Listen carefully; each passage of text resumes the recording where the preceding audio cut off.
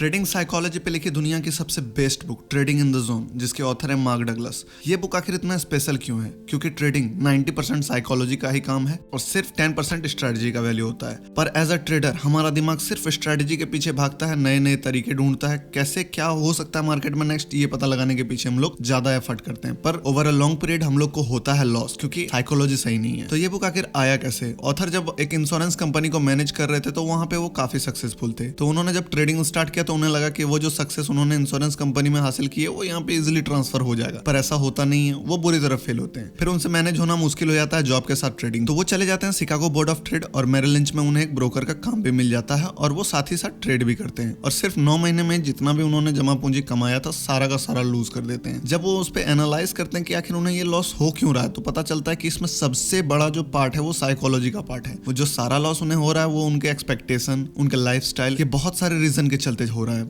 और वो समझते हैं कि साइकोलॉजी को अगर मैं मास्टर कर लेता हूं तो ट्रेडिंग में भी सक्सेसफुल हो जाऊंगा। तो फिर वो स्टार्ट करते हैं साइकोलॉजी पे काम करना। जब वो अपने साइकोलॉजी को मास्टर कर लेते हैं तो वो चाहते हैं कि एक बुक मैं लिखूं जिसमें कि ये साइकोलॉजी को मैं समझा पाऊं कि कैसे आप अपने साइकोलॉजी को संभाल सकते हैं, क्या क्या जो मिस्टेक है जो एज अ ट्रेडर हम लोग करते हैं। तो उन्हें शुरुआत में लगता है कि 6 से 7 महीने में ये बुक वो लिख देंगे, लेकिन लिखते लिखते टोटल 7.5 साल लग जाते हैं इस बुक को। तो बुक कितना कीमती आप इससे भी समझ सकते हैं। तो वीडियो को पूरा देखिए, इसमें से कुछ इंपॉर्टेंट पॉइंट्स बुक के आज मैं इस वीडियो में कवर करूंगा। वैसे तो ये बुक आपको पढ़ना ही पढ़ना चाहिए, क्योंकि ये जो बुक है एक तरह से आप बोल सकते हैं कि बाइबल ऑफ अ ट्रेडिंग। क्योंकि साइकोलॉजी को अगर आपने मास्टर कर लिया तो आपको अगर मार्केट के बारे में कुछ नहीं भी पता है फिर भी आप मार्केट में सर्वाइव कर जाओगे और पैसा भी कमा लोगे। जानते हैं कैसे? इस वीडियो में मैं आपको बताता हूँ। तो एक बहुत बड़ा साइकोलॉजिकली मिस्टेक ये है कि we are obsessed with market analysis. तो क्या है इसका रीजन? समझते हैं एक स्टोरी से। एक बहुत अच्छे टेक्निकल एनालिसिस करने वाले एक ट्रेडर होते हैं जो कि बहुत ही अच्छा टेक्निकल एनालिसिस करते हैं और वो जो है बेहतरीन ट्रेड लेते हैं। पर वो ओवर द पीरियड 1 साल 2 साल का रिपोर्ट देखते हैं तो वो लॉस में ही रहते हैं। वो कभी भी लॉन्ग पीरियड में प्रॉफिट में नहीं रहते हैं, पर उनका एनालिसिस बहुत ही बेहतरीन होता है। तो एक दिन वो ऑथर से मिलते हैं और वो अपने सारी प्रॉब्लम उन्हें बताते हैं कि मैं ट्रेड तो बहुत अच्छा लेता हूं, मैं एनालिसिस जो करता हूं मार्केट वैसा ही होता है, पर मैं पैसा नहीं कमा पा रहा हूं लॉन्ग पीरियड में। और वो काफी फ्रस्ट्रेटेड होते हैं। तो उन्हें ऑथर सलाह देते हैं कि आप जाके कहीं जॉब करो, किसी ट्रेडिंग फर्म में टेक्निकल एनालिसिस का जॉब कर लो। तो वो एक ट्रेडिंग फर्म में उन्हें जॉब मिल जाता है और वो काफी अच्छा उनका जॉब चल रहा होता है। उनका एनालिसिस काफी सही होता है और वो अच्छा वहां पे अपने जॉब में परफॉर्मेंस दे रहे होते हैं। एक दिन जब वो सोयाबीन कॉन्ट्रैक्ट को देख रहे होते हैं और सोयाबीन फ्यूचर का प्राइस जो है वो अपने किसी मेथड से प्रिडिक्ट करते हैं और अपने बॉस को बताते हैं कि जो सोयाबीन का कॉन्ट्रैक्ट है वो आज इतना नीचे जाने के बाद ये लो बनाएगा और यहीं से मार्केट जो है टर्न हो जाएगा और आज का जो दिन का डे लो होगा वो यही पॉइंट होगा। तो उनका बॉस बोलता है ठीक है चलो देखते हैं। सोयाबीन कॉन्ट्रैक्ट जो है धीरे धीरे गिरना शुरू होता है और ठीक उस जगह जहां पे उस ट्रेडर ने एंटिसिपेट किया था कि ये मार्केट का लो होगा, फॉर एग्जांपल अगर $198.5 अगर उन्होंने लो बताया तो $198.5 आते ही सोयाबीन वहां से बाउंस बैक करता है और ऊपर जाने लगता है। तो टेक्निकल एनालिसिस वाले ट्रेडर बोलते हैं कि देखा सर मैंने कितना अच्छा एंटिसिपेट किया।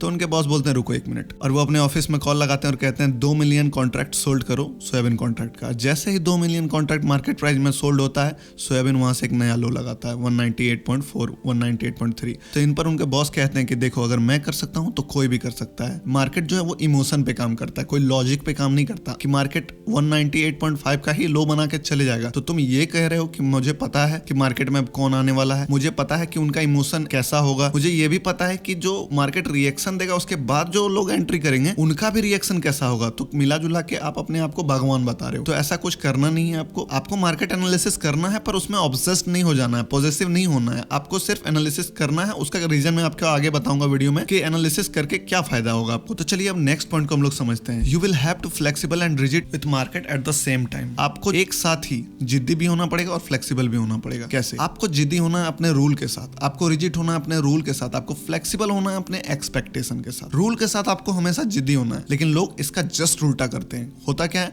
वो फ्लेक्सिबल रहते हैं अपने रूल के साथ और रिजिड रहते हैं अपने एक्सपेक्टेशन के साथ कि अगर मुझे लग रहा है कि ये ऊपर जाएगा तो जाएगा, वो कितना भी नीचे का लो लगा ले, मार्केट कुछ भी दिखा रहा हो पर वो रिजिड है। तो इसका जस्ट उल्टा करना है। फॉर एग्जांपल आपने अगर एक ट्रेड लिया है, आपको लगता है कि ये ट्रेड जो है ये बहुत बेहतरीन ट्रेड है, ये तो चलेगा ही चलेगा और ये बहुत ही औसम प्रॉफिट बना के आपको देगा। और वो ट्रेड अगर मान लो नहीं चलता है तो आपको वहां पे अपने रूल के साथ रिजिड रहना है। जो स्टॉप लॉस है आपको वो स्टॉप लॉस लेना है, ना कि उस ट्रेड में आपको इंतजार करना है, क्योंकि आपका जो एक्सपेक्टेशन है वो अभी भी आप पर भारी हो रहा है। तो अगर वो नहीं चल रहा है और आपका स्टॉप लॉस हिट होने जा रहा है तो आप अपना स्टॉप लॉस को एक्सेप्ट करो और निकलो वहां से। अपने रूल के साथ रिजिड रहो, अपने एक्सपेक्टेशन के साथ flexible. Next point, define the risk before getting into a trade. किसी भी ट्रेड में एंटर करने से पहले अपने रिस्क को डिफाइन करो कि कितना रिस्क है, उसके बाद ही ट्रेड में एंटर करो। पर लोगों को लगता है कि ये जरूरत ही नहीं है इनका। उन्हें लगता है कि उन्हें पता है कि नेक्स्ट क्या होगा, इसलिए अगर उन्हें पता है कि नेक्स्ट क्या होगा तो फिर तो रिस्क है ही नहीं, और जब रिस्क है नहीं तो फिर डिफाइन क्यों करे रिस्क को। ऐसा इसलिए हो रहा है कि वो बहुत टाइम लेके, बहुत डिसीजन लेके वो उस ट्रेड को लिए हैं। उन्होंने उस ट्रेड को तब तक नहीं लिया जब तक कि मार्केट पूरा सिनेरियो के अनुसार उनका फिट नहीं हुआ। इतना रिसर्च करने के बाद, इतना एनालिसिस करने के बाद, इतना टाइम देने के बाद, जब उन्हें लग चुका है कि अब मार्केट यहां से अब उनके फेवर में जाएगा, तब जाकर उन्होंने ट्रेड लिया है। तो जब इतना रिसर्च, इतना एनालिसिस, इतना टाइम वेट करने के बाद उन्हें ट्रेड लिया है, तो अब वो कन्विंस हो चुके हैं कि मार्केट अब उन्हीं के फेवर में जाएगा। और इतना रिसर्च करने के बाद भी जब मार्केट उनके फेवर में नहीं जाता है तो वो इमोशनल हर्ट होते हैं, उनका इमोशनल लॉस होता है, और बाद में यही चीज हमारे पोजीशन को बढ़ाना, रिवेंज ट्रेडिंग लेना और भी बहुत सारे गलत डिसीजन का कारण बनता है। तो सबसे पहला पॉइंट तो आप पहले ये डिफाइन करो किसी भी ट्रेड में एंटर करने से पहले कि रिस्क कितना है, और उस रिस्क को डिफाइन करने के बाद एक्सेप्ट करो। मान लो आप 5,000 का रिस्क एक्सेप्ट नहीं कर सकते हो, 2,000 का एक्सेप्ट कर सकते हो, तो 2,000 का ही रिस्क लो, फिर उसी अनुसार अपने ट्रेड को प्लान करो, ताकि आपको अगर वो रिस्क लग जाए तो आपका इमोशनल नुकसान ना हो। अब इमोशनल लॉस से डील करने के 2 पॉइंट इस बुक में दिए गए हैं, चलिए उस पर भी डिस्कशन करते हैं, कैसे हम अपने इमोशनल रिस्क को एलिमिनेट कर सकते हैं। तो सबसे पहला परसेप्शन हम लोगों को मार्केट में लेके चलना है, एनीथिंग कैन हैपन। मार्केट में कुछ भी हो सकता है। एक स्टॉक लोअर सर्किट लगाने के बाद अपर सर्किट लगा सकता है, बढ़िया से बढ़िया कंपनी महीनों में बर्बाद हो सकती है, कुछ भी हो सकता है। मार्केट अल्ट्रा बुलिश हो पर वहां से क्रैश भी हो सकता है। आपका एनालिसिस कितना भी बढ़िया चार्ट पैटर्न क्यों ना हो, कुछ भी हो सकता है। मार्केट में आप मान के चलो कि एनीथिंग कैन हैपन, कुछ भी हो सकता है। दूसरा पॉइंट है every moment is unique. Market का जो मोमेंट होता है, हर सेकंड मार्केट नया है, हर मिनट मार्केट नया है। पहले तो चार्ट पैटर्न हम लोग इसीलिए नहीं देखते कि क्या होने वाला है। चार्ट पैटर्न असल में हम लोगों को ये बताता है कि क्या हुआ था, और उस बेस पे हम लोग एक अनुमान लगाते हैं कि पिछले बार अगर ऐसा हुआ है तो उसके बाद ऐसा होता है, तो इस बार भी अगर ऐसा हो रहा है तो उसके बाद वैसा ही होने का संभावना होता है, पर होगा इसका कोई गारंटी नहीं है, क्योंकि हर बार मार्केट के पार्टिसिपेंट्स अलग हैं। कोई नया मार्केट में, उनका क्या इमोशन है, मार्केट इमोशन पर काम कर रहा है, उनका क्या माइंडसेट है, वो किस लिए मार्केट में आ रहे हैं। आप जिस चार्ट को देखकर आपको बुलिश लग रहा हो सकता है सामने वाले को बेरिश लग रहा हो। तो इस ट्रेड में कितने लोग पार्टिसिपेंट है, कौन कौन है, कुछ भी हम लोगों को पता नहीं है। Every moment market is unique. Third point, you don't need to know what is going to happen next in order to make money. आपको जानने की जरूरत ही नहीं है कि क्या होने वाला है अगला पैसा कमाने के लिए। हम लोग सबसे ज्यादा टाइम, अपना एनर्जी अपना इसी में लगाते हैं कि हम लोग पता कर लें किसी तरह कि मार्केट में क्या होगा, और उतना पता कर लेने के बाद भी हम लोगों को प्रॉफिट नहीं मिलता है। हम लोगों का ट्रेड चलता है पर हम लोग बाहर हो जाते हैं, या फिर हम लोग छोटा प्रॉफिट लेके निकल जाते हैं, और जब बड़ा बड़ा रैली होता है तो हम लोग सामने से उसे सिर्फ देख रहे होते हैं, उस ट्रेड में होते नहीं है। तो आपको ये जानने की जरूरत ही नहीं है कि मार्केट में नेक्स्ट क्या होगा पैसा कमाने के लिए। ऑथर का कहना है कि बस आपके पास एक एज होना चाहिए। मान के चलो, अगर टॉस का बात करूं मैं, अगर हेड आने पे आप 2 रुपए ले रहे हो, टेल आने पर आप 1 रुपए दे रहे हो, इसमें ऑड्स आपके फेवर में है। आपको पता है कि प्रोबेबिलिटी 50% है, और जब आप जीतोगे तो 2 रुपए लोगे और 1 रुपए दोगे।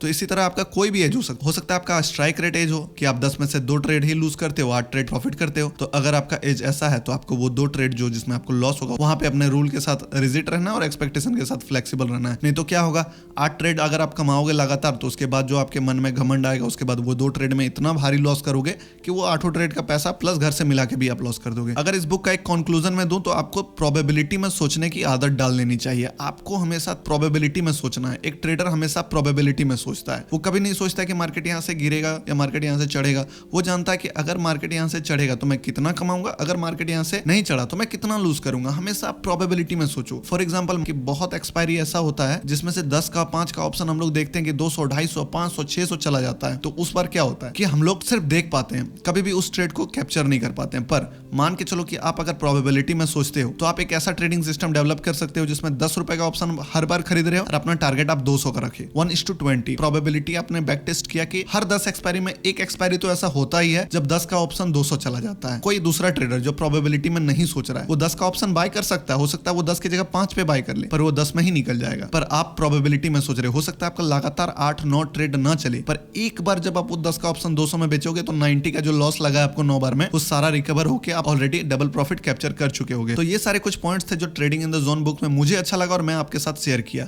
अगर आप चाहते हैं कि इस बुक का और भी कुछ पॉइंट मैं आपके साथ शेयर करूं तो मैं इसके लिए एक और वीडियो बनाऊंगा। और ये मेरा रिकमेंडेशन है कि अगर आप ट्रेडर हो तो इस बुक को जरूर पढ़ो। एक बार तो इस बुक को पढ़ना वर्थ इट है। वीडियो अच्छा लगा तो वीडियो को लाइक कीजिए, चैनल को सब्सक्राइब कीजिए। मिलते हैं किसी नेक्स्ट वीडियो में। डिस्क्रिप्शन में जीरोधा अपस्टॉक का लिंक है, अगर आप अकाउंट ओपन करते हैं तो मुझसे जुड़ सकते हैं। थैंक यू फॉर वॉचिंग दोस्तों, मिलते हैं किसी नेक्स्ट वीडियो में।